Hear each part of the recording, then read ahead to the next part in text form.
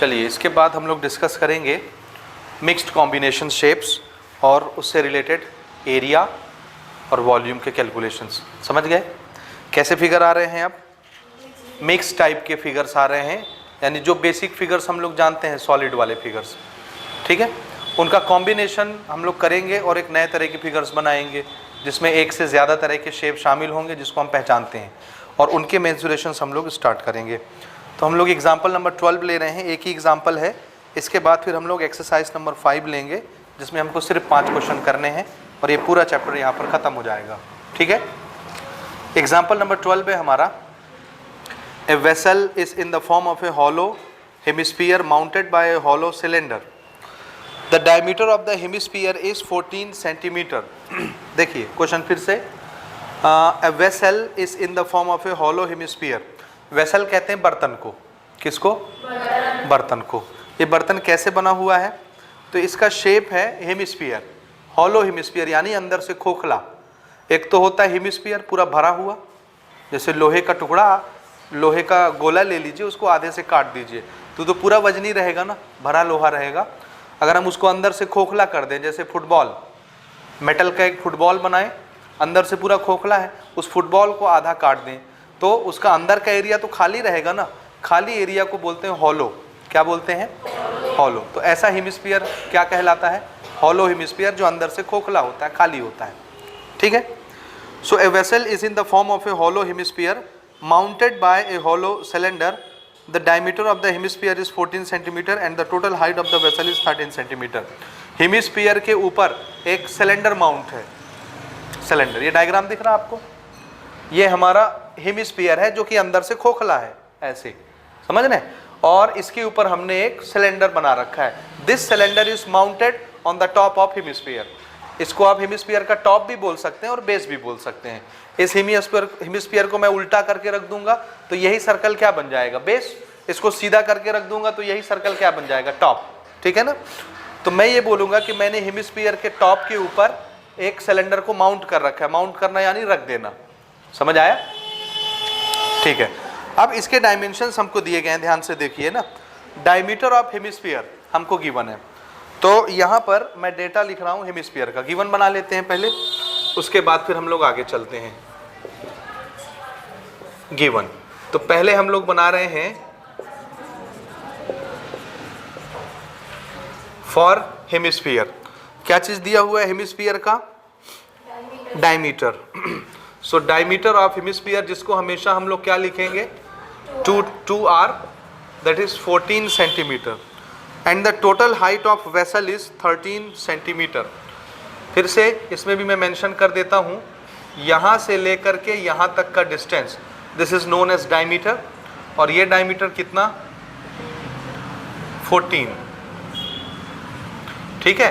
Total height of the vessel, vessel तो ये है ना जो हेमिस्फीयर और सिलेंडर के कॉम्बिनेशन से बनती है, तो इसका टोटल हाइट हम लोग इसके टॉप से लेके इस वेसल के बॉटम तक का हाइट हम लोग मानेंगे टोटल हाइट। ये कितना है? 13 centimetre. This is total height. समझ आया? क्या है ये? This is total height.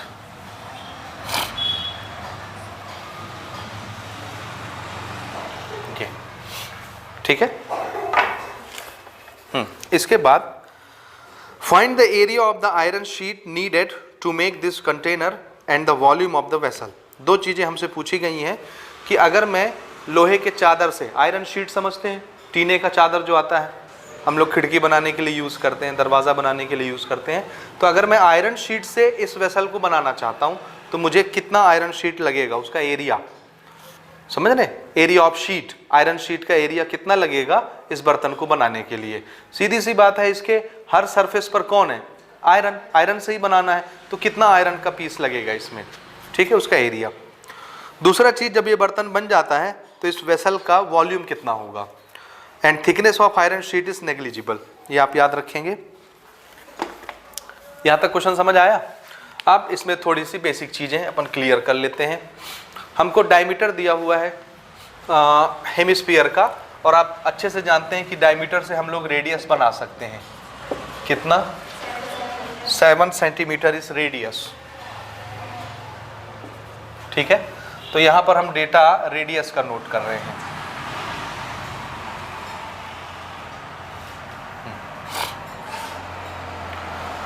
This is radius 7 centimetre.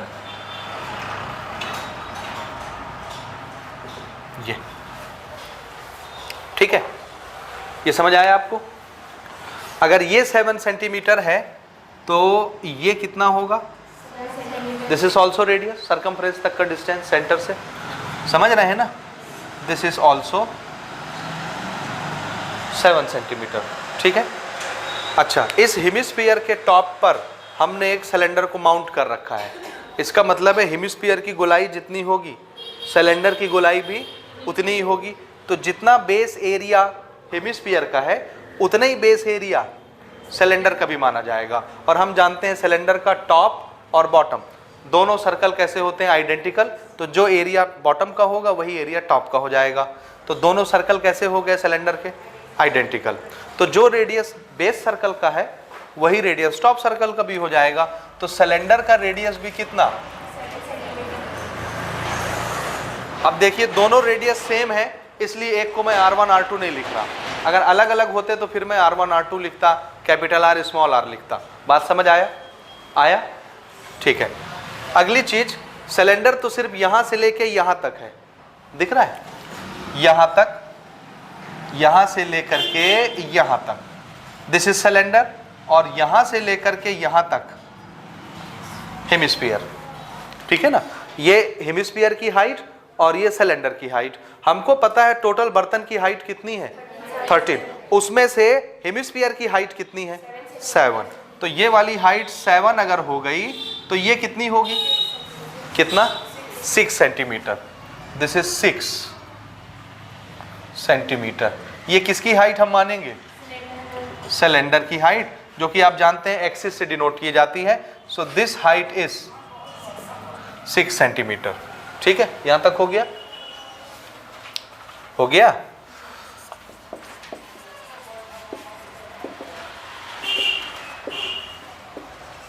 Total height of vessel 13 centimetre, ठीक है। अच्छा, उसके बाद फॉर सिलेंडर, सिलेंडर के लिए रेडियस हम वही मान रहे हैं, समझ रहे हैं? जो रेडियस हेमिस्फीयर का वही रेडियस सिलेंडर का। हाइट ऑफ सिलेंडर हम कैसे निकाल रहे हैं? तो आंसर है वेसल की हाइट में से हम किसको माइनस कर रहे हैं? हेमिस्फीयर की हाइट को। हेमिस्फीयर की हाइट को आप रेडियस ऑफ हेमिस्फीयर कहेंगे। वेसल की हाइट कितनी? 13। हेमिस्फीयर की हाइट 7। कितना आया ये? 6 centimetre is height of cylinder. यहाँ तक समझ आया? हो गया गिवन डेटा, सब कुछ आ गया। तो देखिए, एक सिलेंडर का रेडियस और हाइट मुझे मालूम है और एक हेमिस्फीयर का रेडियस मुझे मालूम है। हेमिस्फीयर के हर फॉर्मूले में रेडियस ही आता है क्योंकि उसके पास हाइट होती नहीं है। सिलेंडर के हर फॉर्मूले में R और H ही आता है।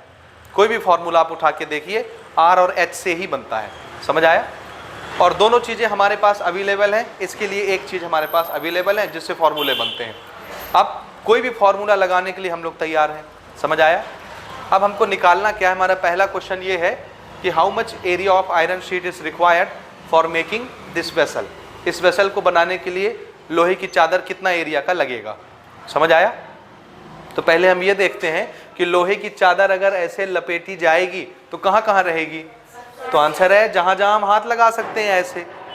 ये अगर मैं बॉटम में नीचे में ऐसे हाथ लगाता हूँ, ये क्या चीज़ है?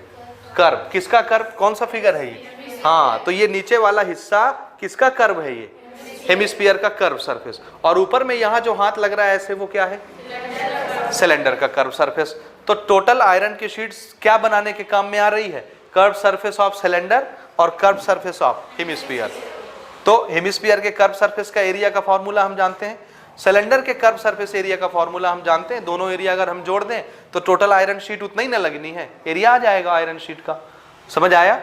तो curve surface area of cylinder हमको चाहिए और curve surface area of hemisphere हमको चाहिए। दोनों ऐड करेंगे, टोटल आयरन शीट का रिक्वायरमेंट आ जाएगा कि कितने एरिया का आयरन शीट यूज होना है। यहां तक क्लियर हुआ आपको? बोलिए, पक्का? तो स्टार्ट करें पहला क्वेश्चन, उसके बाद वॉल्यूम पर हम आएंगे। तो पहली चीज हम क्या निकाल रहे हैं? Area of iron sheet required, iron sheet कितना चाहिए उसका एरिया, ठीक है। और ये कितना चाहिए ताकि क्या क्या बन जाए, curve surface area of cylinder बन जाए और curve surface area of hemisphere बन जाए। Curve surface area of cylinder बन जाए और curve surface area of hemisphere बन जाए। समझ आ रहा है?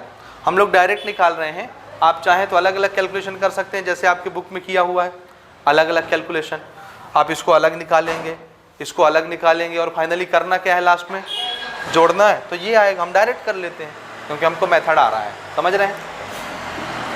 Okay, what is the formula? Curve surface 2 pi R H, और इसका हाँ ये हेमिस्फीयर है, यही आप भटकेंगे, याद रखिएगा। कर्व सरफेस, पूरे स्फीयर का कर्व सरफेस होता है 4 पाई आर स्क्वायर, तो आधे स्फीयर का कर्व सरफेस कितना होगा? 2 पाई आर स्क्वायर। ये आर और ये आर दोनों एक ही मेजरमेंट के हैं, इसलिए मैं इसे R1 R2 नहीं कर रहा, तो मैं यहाँ से R कॉमन ले सकता हूँ कि नहीं? 2 पाई इसमें भी है, 2 पाई इसमें भी है, कॉमन ले सकते हैं। तो हमने 2 पाई R कॉमन ले लिया, यहाँ H बचा, यहाँ R बचा, इजी हो गया। वैल्यू पुट करें, ठीक। This is 2 multiplied by 22/7। R कितना निकाले थे हम? 7। H कितना था? H आपको ये नहीं लेना भाई ना, इसको मैं कैपिटल H कर दे रहा हूं। This is the total height of vessel. समझ रहे हैं? हमने जो फॉर्मूला यहाँ H का यूज किया है वो वेसल के लिए नहीं है, वो सिर्फ किसके लिए आया है? सिलेंडर के लिए।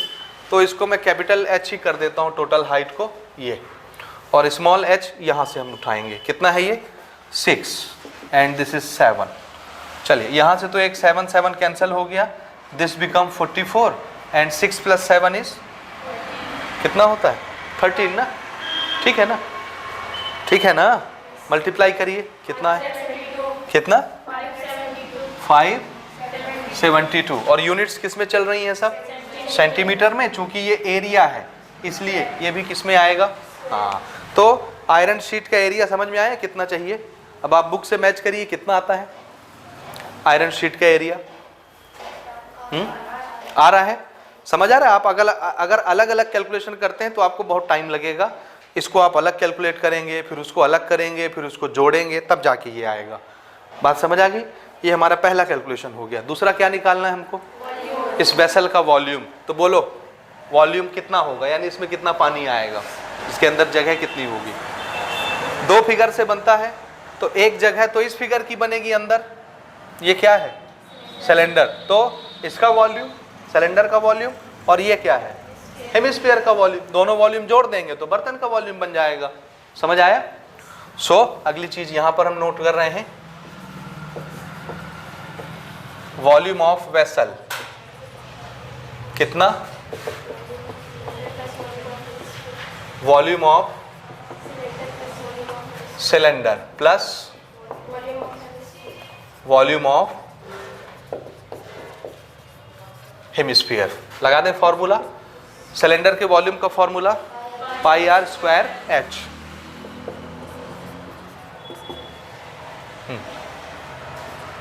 और हेमिस्फीयर के वॉल्यूम का फॉर्मूला 2/3। हाँ, स्क्वायर नहीं, गड़बड़ कर रहे हो तुम लोग। 2/3 पाई आर क्यूब।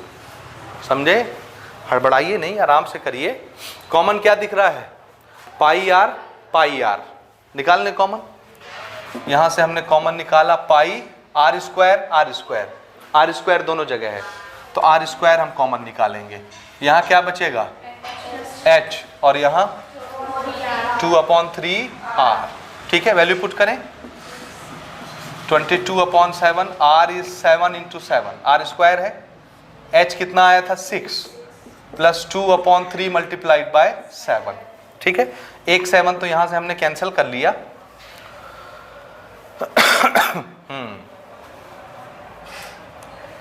ठीक है,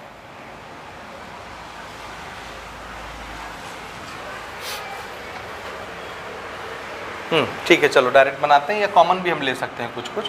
7 से 22 को मल्टीप्लाई कर लिए, 7 2 जा 14, 154, ठीक है ये। और यहाँ पर क्या बचेगा, या थोड़ा एक स्टेप और देखिए, इसमें 2 है, इसमें भी 2 है, 2 कॉमन निकाल लूँ मैं, यहाँ क्या बचा 3 + 7/3। आए समझ में ये? यहाँ भी 2 था, यहाँ भी 2 था, 2 कॉमन निकाल लिया मैंने, तो यहाँ से 2 निकल गया तो क्या बचा 3, यहाँ से 2 चला गया तो सिर्फ कौन बचा 7, ठीक है। अब इसको एलसीएम लेके सॉल्व कर लेंगे हम। दिस विल बी 4 2 जा 8, 5 2 जा 10 और 2 1 जा 3, ठीक है। हाँ, यहाँ पर एलसीएम लेके आप इसको सॉल्व कर लिए, 9 + 7 16/3, ठीक है, होगा क्या? ये 3 से डिवाइड हो रहा है? 308 नहीं हो रहा है, 16 भी नहीं हो रहा है, तो आप इन दोनों को मल्टीप्लाई करके 3 से डिवाइड करिए, ठीक है। डेसिमल में आंसर आएगा, आने दीजिए, उससे कोई फर्क नहीं पड़ता। 16 से मल्टीप्लाई करके इसको 3 से डिवाइड कर लीजिए।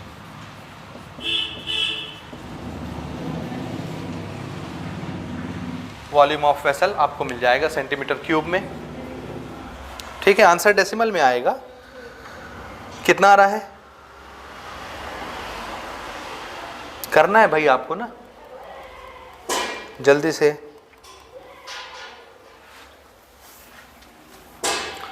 ये मल्टीप्लिकेशन किया आपने? कितना है मल्टीप्लिकेशन? 28 divided by 3।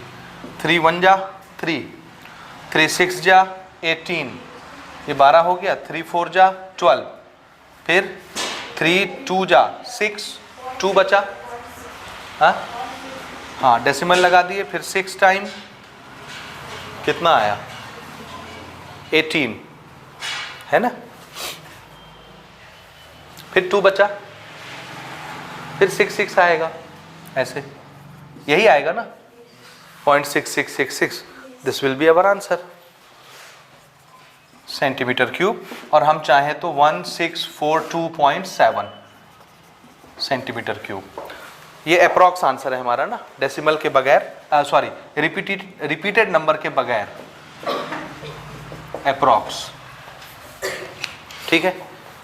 आंसर कितना आ रहा है हमारा 1642.6, ठीक है। हम उसको 7 लिख सकते हैं ना डेसिमल के बाद, क्योंकि हम 6 बाकी नहीं लिख रहे, राउंड ऑफ कर रहे हैं।